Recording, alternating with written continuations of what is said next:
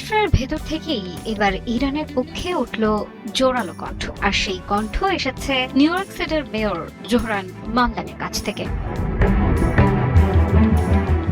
চলমান ইরান যুদ্ধ নিয়ে এবার বিস্ফোরক মন্তব্য করেছেন তিনি, যা ইতোমধ্যেই যুক্তরাষ্ট্রের রাজনৈতিক অঙ্গনে নতুন বিতর্ক তৈরি করেছে। কারণ তিনি শুধু যুদ্ধের সমালোচনাই করেননি, সরাসরি প্রশ্ন তুলেছেন এই যুদ্ধের বৈধতা, উদ্দেশ্য এবং এর প্রকৃত মূল্য কে দিচ্ছে তা নিয়েও।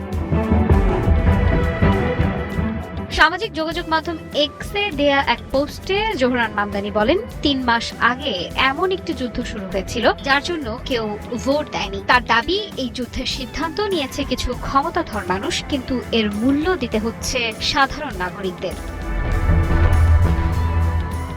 মামদানি বলেন, হাজার হাজার বেসামরিক মানুষ ইতোমধ্যেই নিহত হয়েছেন। একই সঙ্গে নিহত হয়েছেন ১৩ জন মার্কিন সেনাও, আর তারা কেউই আর তাদের পরিবারের কাছে ফিরবেন না।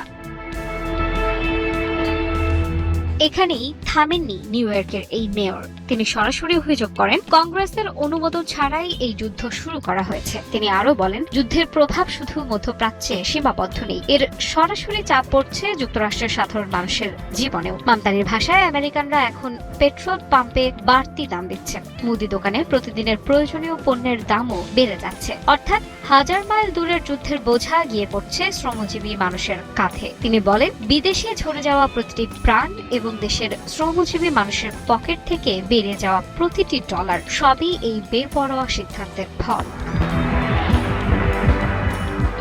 সবচেয়ে কড়া মন্তব্যটি তিনি করেন শেষ দিকে। মামদানি বলেন, যারা এই যুদ্ধের সিদ্ধান্ত নিয়েছে তারা কখনো এর মূল্য দেবে না, বরং সেই চাপ বহন করতে হচ্ছে এমন মানুষদের যাদের সেই ধাক্কা সামলানোর সামর্থ্য সবচেয়ে কম।